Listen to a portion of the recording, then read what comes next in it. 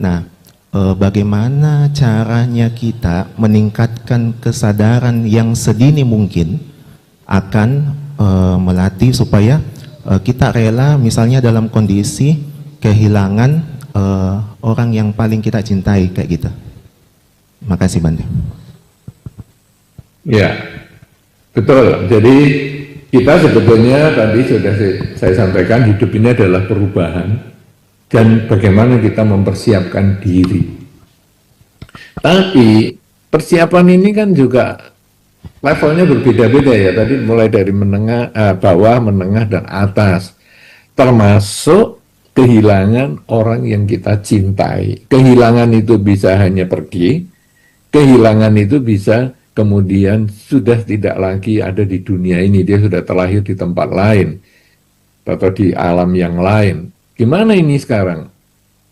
Tentu tergantung level kita.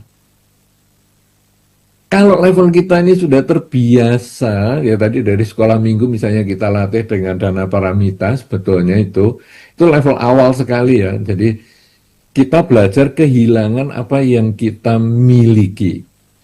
Dana paramita terutama yang misalnya bentuknya materi, katakanlah dalam bahasa sederhananya adalah uang, itu adalah yang menjadi alat tukar di dalam kehidupan sehari-hari dan menjadi ukuran kadang-kadang. Berapa banyak uang yang kita miliki, itulah posisi kita di dalam masyarakat setinggi itu. Sehingga misalnya anak sekolah minggu, saya dana nilai materinya besar, maka akhirnya saya bisa nilai materi yang besar ini uangnya saya buka, saya masukkan supaya teman-teman semua tahu, nih loh. Tapi saya yang berdana nilai materinya kecil, saya gulung kecil, saya lipat-lipat, saya masukkan, saya takut dilihat orang lain. Nah, itu karena kita melihat atau di dalam masyarakat, nilai materi itu kadang menunjukkan posisi. Sehingga ketika anak-anak diberi materi tertentu, nilai tertentu oleh orang tua, wow, ini menjadi bagian dari meningkatkan kualitas diri saya. Atau mungkin saya punya cita-cita nanti saya kumpulkan dananya, mau saya pakai untuk membeli sepeda misalnya, atau saya mau beli apa yang saya sukai. Tetapi hari Minggu saya harus dana paramita ini. Nah, nilai yang sedemikian ini mestinya saya bisa untuk membeli apa yang saya suka itu akhir bulan ini. Setelah sekian minggu saya berhemat. Tapi saya harus berdana paramita. Jadi waktu yang saya butuhkan menjadi lebih panjang. Mestinya akhir bulan ini menjadi akhir bulan depan. Ya sudahlah, nggak apa-apa. Saya mengembangkan kerelaan. Jadi sebetulnya saya berat untuk berbagi, tetapi saya mau berbagi. Nah, itu artinya belajar melepaskan yang dicintai. Kemudian, kita makin dewasa. Lalu kita bisa bekerja. Bekerja tujuannya apa? Kan ya cari duit. Tapi nanti di hari tertentu, puja bakti, ataupun ada kegiatan-kegiatan Waisak dan lain sebagainya, kita harus berdana. Ini dana ini sudah beda sama yang waktu tadi kita sekolah minggu. Sekolah minggu hanya dikasih orang tua, ayah dan ibu, kemudian kita hanya untuk kepentingan-kepentingan yang sederhana sekali, mau beli ini, mau beli itu, mau beli mainan, kayak mau beli apa, itu sangat sederhana sekali untuk kita di level yang sekarang, tapi di level anak-anak itu juga termasuk complicated, termasuk yang sulit juga, ya itu kita sudah relakan. Nah sekarang kita di level yang lebih dewasa, wow, duit ini saya peroleh dari keringat saya ini, dari waktu saya bekerja pagi sampai malam ini untuk dapat duit. So sekarang tahu-tahu ada pembangunan wihara, sekarang ada kegiatan Waisak seperti ini, ada baksos ini, aduh saya kasihkan. Nilainya menjadi tinggi sekali. Kenapa? Karena ini hasil keringat saya bukan dari mencuri, saya bukan dari korupsi, tapi saya benar-benar dari keringat saya, waktu saya, tenaga saya danakan. Artinya sekarang, saya bisa berbagi nilai yang tertinggi, yang saya bisa berikan. Nah, kemudian sekarang saya mengalami, kalau tadi mungkin orang yang tidak suka sama saya. Orang yang tidak suka sama saya, sekarang apa yang harus saya danakan? Adalah kesabaran dan cinta kasih. Apakah saya harus beli si kesabaran itu? Ini loh, uang hasil keringat saja saya danakan untuk biara. Sabar dan cinta kasih itu kan nggak beli. Apa saya juga nggak mampu bagikan? Oh, ini barang gratis yang ada di dalam diri saya. Gratisnya ini saat ini. Tapi sebetulnya itu adalah hasil latihan dari kita masih sekolah minggu. Kemudian ketika saya diajak misalnya tersenyum sama orang, sebetulnya saya nggak suka ya sama dia, ini orang ini ngurusi saya banget, ini mertua saya ini, aduh menjengkelkan sekali, tapi saya sama mertua masa nggak boleh, apa saya harus kasar begitu, saya terpaksa harus tersenyum sama orang mertua saya ini, jengkel, tapi saya harus tersenyum, saya harus sabar, saya harus penuh cinta kasih. Nah, tersenyum ini kan tidak biaya. Tadi yang saya kasih materi saja saya bisa, yang itu hasil kerja saya. Masa senyum saja saya nggak mau? Ini kan nggak ada biayanya, ini kan gratis. Akhirnya saya bisa senyum dengan orang yang saya nggak suka tadi, mertua misalnya. Akhirnya saya bisa menyapa, selamat pagi, selamat sore, selamat malam. Akhirnya saya bisa menyapa. Walaupun ya cukup menyapa itu, mungkin saya levelnya cuma di tengah itu aja. Ya siap di tengah, kemudian habis itu pergi. Sudah ya, maaf ini masih ada kesibukan. Saya mungkin levelnya itu. Tapi kalau nanti saya levelnya meningkat, ya saya bisa ngobrol dan lain sebagainya. Nah, sekarang jatuh tempo yang orang yang kita cintai. Mulai dari kecil tadi sebetulnya duit, itu yang kita cintai, kita bagikan. Dewasa, duit ini juga yang kita cintai, kita sudah bagikan. Sekarang, orang yang kita cintai. Kalau tadi duit ini kita kasih bagian ini, tujuannya apa? Wah, ini ada acara Waisak, ada kegiatan ini, ada pembangunan wihara, ada ini itu. Oke, saya dana. Tujuannya apa? Tujuannya supaya yang menerima dana ini mendapat manfaat. Tujuannya supaya dia memperoleh kebahagiaan. Oh, akhirnya dia acaranya sukses. Wow, pembangunannya luar biasa. Ya, pembangunan 9 lantai Wihara Girinaga yang telah dibangun setelah Kutik belakang itu dibangun. Itu bukan dana pribadi Saudara Roy atau Pak Roy, itu adalah Pak Roy mengelola dana yang sedemikian banyak dari umat-umat diwujudkan menjadi bangunan yang demikian kokoh, megah, dan luar biasa. Nah, artinya apa? Donasi Anda besar atau kecil, itu memberikan manfaat yang besar, sehingga hari itu panitia pembangunan bisa menyelesaikan tugasnya dengan baik dan bisa diresmikan dengan luar biasa sekali. Bahkan sekarang katanya Pak Roy sudah membeli tanah seberang lagi untuk parkiran dan sebagainya. Kan itu luar biasa banget. Jadi itu sebetulnya waktu kita berdana, pihak lain menjadi bahagia. Nah, sekarang ketika kita ditinggal orang yang kita cintai, pada saat saya merelakan, sebetulnya kenapa? Karena yang dicintai mungkin sudah mendapatkan kebahagiaan lebih daripada ketika bersama dengan saya. Misalnya, orang yang dicintai ini pergi ke tempat lain. Mungkin di tempat lain itu dia lebih bahagia daripada di tempat ini bersama saya. Kalau demikian, saya hanya mendoakan saja. Sama dengan dana materi yang tadi bisa dipakai jadi bangun wihara. Kalau demikian, saya juga mendoakan semoga dana kerelaan yang saya berikan ini membuahkan kebahagiaan engkau pada kamu, kepada engkau di tempat yang berbeda. Jadi memberikan harapan, doa, ucapan selamat.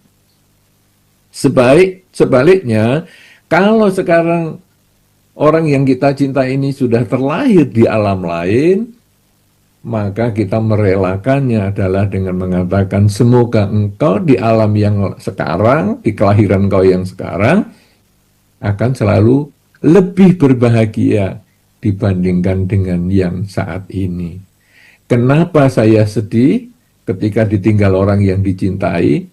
Karena saya masih ingin selalu bertemu dengan yang dicinta, tidak mau berpisah dengan yang dicinta.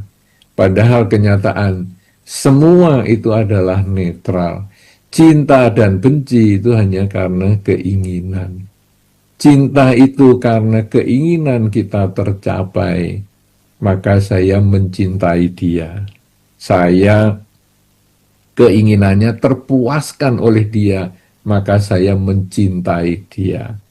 Sebetulnya dia adalah objek kepuasan diri saya. Itulah yang saya sebut cinta. Sedangkan orang yang saya benci adalah orang yang tidak bisa memuaskan keinginan saya. Setiap kali saya ingin gini, dia tidak melakukan. Setiap kali saya ingin gini, dia nggak melakukan. Saya benci dia, karena dia adalah objek yang tidak bisa memuaskan keinginan saya. Kita renungkan di dunia ini, apapun yang kita cintai, sebetulnya adalah karena keinginan kita tercapai. Jadi misalnya, saya suka loh HP merek ini. Saya tidak suka HP merek itu. Kenapa? Karena HP merek ini memenuhi keinginan saya. Saya ingin ini bisa, saya ingin itu bisa, maka HP ini saya suka. HP yang itu saya nggak suka, kenapa? Karena HP itu tidak memenuhi keinginan saya. Saya mau gini nggak bisa, saya mau gitu nggak bisa. Menjengkelkan sekali, HP itu saya nggak suka. Dan kadang-kadang urusan yang sangat relatif ini kita jadikan sebagai yang objektif. Misalnya, HP ini saya suka. Itu sebetulnya relatif karena saya suka. Tetapi saya jadikan objektif. HP ini bagus. Lalu kita merekomen teman-teman kita. HP ini bagus, HP ini bagus. Kita anggap teman kita sama dengan kita keinginannya. Padahal teman kita akan mengatakan, HP kayak gitu kok bagus. Oh, nggak cocok itu, kan saya nggak seneng itu. Kenapa? Karena keinginannya dia berbeda. Kemudian, HP ini nggak bagus. Kenapa? Karena nggak sesuai dengan keinginan kita. Subjektif. Tapi kemudian kita jadikan objektif. Jangan beli HP yang ini, nggak bagus ini, nggak bagus HP ini. Orang lain punya kebutuhan yang berbeda. Orang lain punya kesulitan yang berbeda. Tidak perlu kita memaksakan kehendak kepada dia. Ini HP. Kemudian teman, ini juga sama. Saya teman ini saya suka. Kenapa? Karena teman itu memuaskan keinginan saya. Saya kepingin kalau ngomong tuh halus-halus. Teman ini ngomongnya halus-halus nih. Saya kepingin kalau saya sedang sedih bisa dihibur. Teman ini suka menghibur. Saya kalau butuh uang dia bisa minjemin. Teman ini suka minjemin. Saya kalau sedang sakit, butuh perhatian, dia sangat memperhatikan. Jadi saya cinta dia bukan karena dia, tapi karena saya terpenuhi keinginannya. Sebaliknya teman yang itu saya nggak suka. Kenapa? Saya kepingin ngomongnya halus, dia kasar sih. Saya kepingin perhatian, dia nggak ada perhatian, dia cuek banget. Jadi saya nggak suka. Itu sebetulnya adalah kebutuhan pribadi. Tetapi kemudian kita jadikan objektif. Yang subjektif kita jadikan objektif. Jadi kita ngomong, yo temen ini baik, ayo kamu, kalau teman-temanan yang model begini nih, ini bagus, nih, ini bagus. Itu urusan pribadi kita jadikan yang objektif. Gitu. Kalau teman itu aku paling nggak suka itu menjengkelkan itu, jahat itu. Padahal itu urusan pribadi kita. Dan akhirnya orang lain akan mengatakan, jahat kan sama kamu, sama aku enggak kok, misalnya. Nah, jadi kita ini sebetulnya hanya urusan subjektif banget. Demikian pula dengan tempat. Misalnya, wah tempat ini bagus kenapa? Tempat ini bagus karena memenuhi keinginan saya. Saya kepengen udaranya sejuk, dia sejuk. Pemandangannya bagus, dia bagus. Sesuai dengan keinginan saya. Maka saya mengatakan, wah tempat ini recommended banget ini bagus ini. Kita jadikan objektif, padahal dia sebetulnya urusannya subjektif. Tempat ini nggak bagus. Kenapa? Karena nggak memenuhi keinginan saya, pemandangannya jelek, udaranya jelek, dan lain sebagainya. Itu subjektif. Kemudian kita jadikan objektif. Nih loh, tempat ini kalau ini jelek, jangan pergi ke sana. Restoran juga sama. Restoran ini bagus. Kenapa? Karena cocok dengan keinginan saya. Makanannya cocok dengan keinginan saya, harganya oke, tempatnya oke. Jadi kemudian kita jadikan yang subjektif ini sebagai objektif. Ini loh restoran bagus, padahal itu hanya memenuhi keinginan kita. Restoran ini tidak bagus, kenapa? Makanannya bagi saya nggak cocok, kemudian udaranya, pemandangannya, dan pelayanannya, dan lain-lain. Ini restoran nggak benar. Itu semua adalah urusan subjektif. Jadi di dunia ini semua itu hanya objek keinginan kita. Kita yang belum mencapai kesucian itu selalu menjadikan lingkungan kita ini sebagai objek pemuas keinginan. Mereka yang bisa memuaskan keinginan kita sebut bagus dan kita cintai.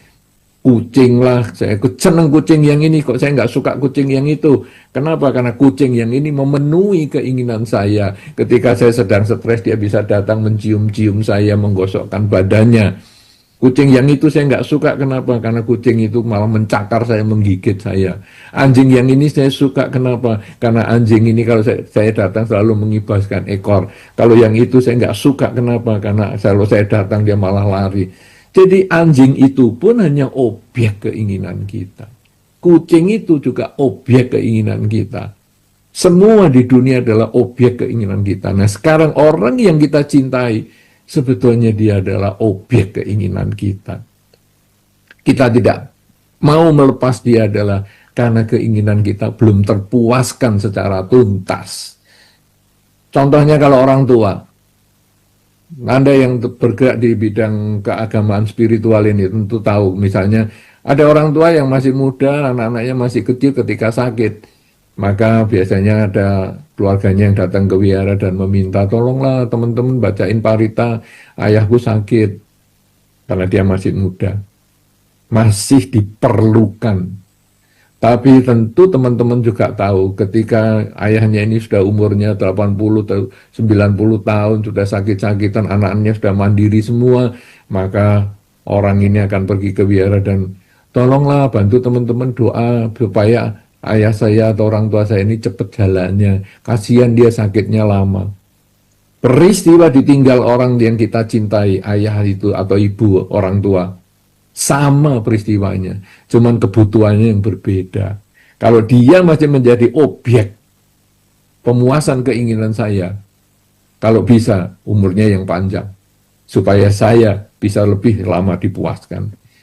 Tapi kalau dia sudah tidak memuaskan keinginan saya, dia sudah sakit-sakitan, sudah tidak memberikan penghasilan, malah membuat pengeluaran keuangan saya bulanannya jadi tinggi karena pengobatan dan sebagainya, maka kalau bisa dipercepat. Sangat mengerikan teman-teman semua di dunia ini, bahwa semua ukurannya hanya karena keinginan kita. Kalau kita bisa memahami itu dan kita punya cinta kasih, maka keinginan itu kita mulai bisa tekan pelan-pelan. Kerelaan itu sebetulnya yang menjadi dasar kita bisa mengembangkan kesabaran dan cinta kasih, sehingga hasilnya nanti ketika orang yang kita cintai itu berpisah dengan kita, maka kita lebih bisa merelakan. Nah sekarang bagaimana sikapnya menghadapi orang yang kehilangan orang yang dicintai? Nomor satu tentu butuh waktu. Waktu itu bisa membantu kita untuk menerima kenyataan. Aduh, aku kok ditinggal orang yang aku cintai ya, aku kok belum puas ya sebetulnya dengan apa yang saya harus dipuaskan dari dia ini, aku kok belum cukup, saya merasa. Nah, ini nanti butuh waktu untuk bisa nerima. Yang kedua, dalam mengisi waktu ini kita mendoakan semoga dia dimanapun dia berada, semoga dia bahagia. Jadi kita mendoakan walaupun itu melawan diri kita sendiri. Kadang-kadang aku bagaimana bisa mendoakan, aku enggak bisa karena aku masih sedih. Tapi kita paksa, karena kalimat doa itu akan menjadi program untuk pikiran kita. Dengan kita sering mengatakan, semoga dia bahagia. Tiap kali kita kepikir, aduh kok dia sudah tidak ada bersama saya lagi ya. Semoga dia bahagia, semoga semua makhluk bahagia. Terus kita ucapkan gitu. Dan akhirnya nanti, setahap demi setahap, akhirnya kita bisa terima kenyataan. Terima kenyataan bahwa berpisah dengan yang dicinta itu bukan berarti melupakan. Kita tidak pernah lupa peristiwa-peristiwa yang berkesan, baik yang menyenangkan maupun yang tidak menyenangkan, tidak bisa dilupakan. Bahkan sebetulnya secara ilmu pikiran, apalagi yang dialami, yang sudah pernah kita lihat di dalam Dhamma, Pangeran Siddhartha sebelum mencapai kebudaan, di saat-saat malam menjelang pagi, beliau ingat ribuan kehidupan sebelumnya. Semua itu ada di dalam memorinya. Kalau Pangeran Siddhartha bisa seperti itu, sebetulnya setiap orang juga bisa ingat kehidupan sebelumnya. Jadi, semua itu ada di dalam pikiran. Makanya, orang yang ingat sebagian dari pengalaman hidupnya, dia disebut orang yang jenius. Misalnya, umur 4 tahun kok sudah pintar matematika. Padahal biasanya anak umur 4 tahun itu masih mainan. Ini kok sudah pintar matematika yang kelas SMP, SMA. Kenapa? Wah, ini jenius. Kalau dalam Dhamma, sebetulnya karena dia ingat matematika di kehidupan yang sebelumnya. Sehingga dia tahu bagaimana pemecahan soal-soal itu lebih awal daripada orang lain. Orang lain harus belajar di kehidupan ini karena dia lupa dengan kehidupan sebelumnya, tapi dia sudah tahu karena dari kehidupan sebelumnya dia sudah ingat itu.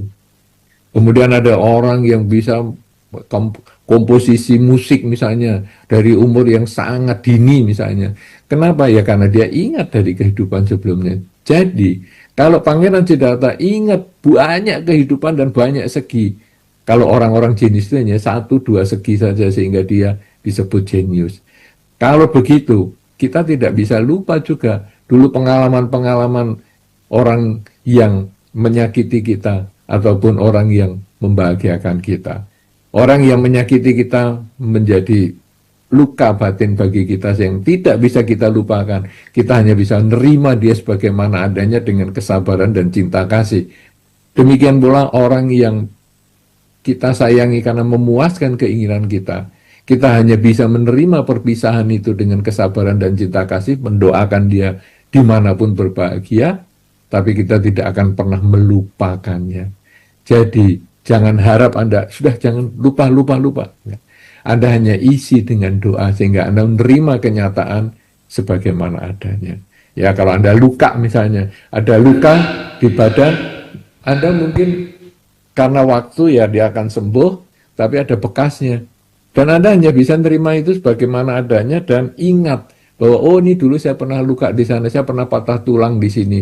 Ya sudah, hanya ingat itu, tapi bukan berarti melupakan. Menerima kenyataan adalah tidak sama dengan melupakan. Dan kita tidak akan bisa melupakannya. Baik, sebetulnya memang inilah inti Dhamma, bahwa di dalam kehidupan kita sering dipermainkan oleh keinginan kita sendiri. Tadi kita sudah sampaikan bahwa di seluruh dunia, di lingkungan kita semua, itu sebetulnya adalah netral. Yang membuat tidak netral adalah keinginan kita.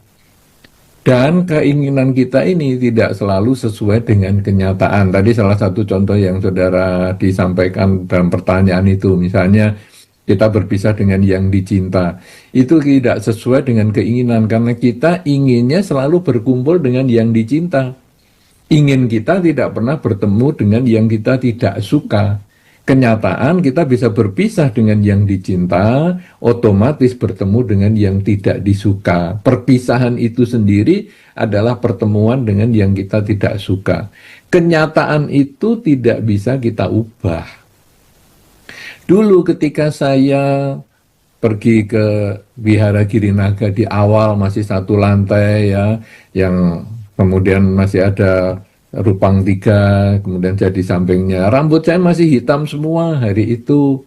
Kemudian Pak Roy juga masih hitam semua, Pak Roni juga semuanya ya, Roni Ruslim adiknya dan lain sebagainya. Semua itu adalah masih muda-muda semua, gagah-gagah semua ya. Walah saya ingat itu Pak Roni pun belum menikah hari itu, masih baru berpacaran dan sebagainya. Nah, tetapi kan proses itu selalu berubah. Sampai akhirnya rambut menjadi putih, usia bertambah. Usia bertambah, otomatis kekuatan menurun. Nah, kalau sudah kekuatan menurun ketika kita mulai naik tangga, ya ini kan lantai 9 misalnya, naik dari lantai 1 langsung nggak mau lantai ke-9, bisa nggak tahan. Nah, kenapa? Karena keinginan saya mau langsung naik ke 9, tetapi kenyataan kemampuan saya menurun karena saya sudah umur makin bertambah, tenaga makin berkurang, sehingga akhirnya ketika saya pergi ke Wihara Girinaga, ya naik satu lantai, jalan-jalan dulu di situ sambil lihat-lihat, menikmati semua hasil karyanya, semua umat Buddha di Makassar dan semuanya para donatur itu. Sambil menikmati, sudah sambil istirahat, naik lagi satu lantai, naik lagi satu lantai, naik lagi satu lantai, sampai akhirnya semua bisa dapat. Kemudian turun, ya seperti itu juga. Artinya apa? Kenyataan memang saya tubuhnya menjadi lemah. Tapi sekarang keinginan saya tetap naik, berarti keinginan ini yang saya ubah. Saya tidak langsung ke atas, tapi bertahap, secara bertahap, perlantai sambil menikmati. Demikian pula di dalam kehidupan yang tadi saya sampaikan, misalnya saudara pertanyaan tentang berpisah dengan yang dicinta tadi. Kenyataannya kita sudah berpisah, keinginannya selalu berkumpul. Jadi sekarang yang kita ubah adalah keinginan. Keinginan saya apa? Ya keinginan saya karena mau berkumpul tidak bisa, ya saya ganti dengan mendoakan. Jadi keinginan yang diubah karena kenyataan tidak pernah bisa berubah. Anda yang misalnya sudah terlahir sebagai pria atau sebagai wanita, ya sudah. Wah, saya padahal pengen sekali saya melakukan kerjaan-kerjaan yang di luar gender saya. Sebagai pria saya pengen kerjaan wanita, yang wanita saya pengen kerjaan pria, tapi ya yang kita ubah adalah keinginan disesuaikan dengan kenyataan. Di dalam hidup kita ini, keinginan dan kenyataan ini selalu harusnya seimbang, itu baru bahagia. Kalau keinginannya lebih rendah daripada kenyataan, maka hidup kita bahagia banget nih, ya. Nah, karena misalnya saya keinginannya bulan ini sebetulnya saya hanya misalnya materi ya, saya hanya mengumpulkan X rupiah. Kerja saya hasilnya X rupiah, tapi ternyata kenyataannya 5X. Wow, happy banget nih. Aduh, senang sekali karena ini kalau dipikir keuntungan, ya. Tapi ada satu ketika keinginan kita lebih tinggi daripada kenyataan.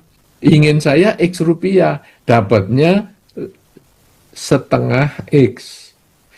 Jarak antara kenyataan dengan keinginan inilah yang bisa menimbulkan stres. Kenyataan saya hanya dapat setengah X, keinginan X. Saya tidak bisa mengubah kenyataan, tetapi yang saya ubah adalah keinginan, yaitu ya sudahlah dengan setengah X ya oke. Cuman nanti saya perlu evaluasi bagaimana satu ketika di bulan depan mungkin X ini tercapai, atau misalnya saya maunya kan X bulan ini, tetapi kok ternyata hanya setengah X, oh berarti saya harus tambah 2 minggu lagi, ya membutuhkan waktu untuk bisa mencapai X. Jadi keinginan saya turunkan dimensi waktunya.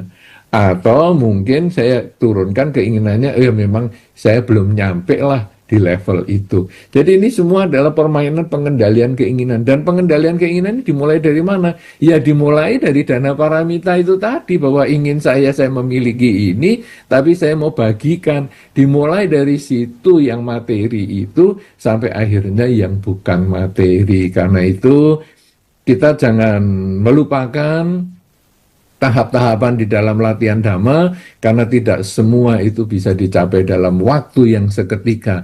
Bahkan Pangeran Siddhartha yang jenius pun mencapai kebudaannya setelah melatih diri selama 6 tahun. Apalagi kita yang tidak termasuk jenius, tentu membutuhkan waktu yang lebih lama. Sabar untuk berlatih, karena perjalanan 1000 langkah dimulai dari 1 langkah. Pembangunan Wihara Girinaga yang 9 lantai itu juga dimulai dari 1 batu yang diletakkan, tambah 2 batu, 3 batu, tambah batu bata, satu, sampai akhirnya lantai 1 terbangun, lantai 2, lantai 3, lantai dan seterusnya. Semuanya membutuhkan waktu, semuanya membutuhkan perjuangan, dan hidup ini adalah perjuangan. Berjuanglah untuk hidup. Terima kasih.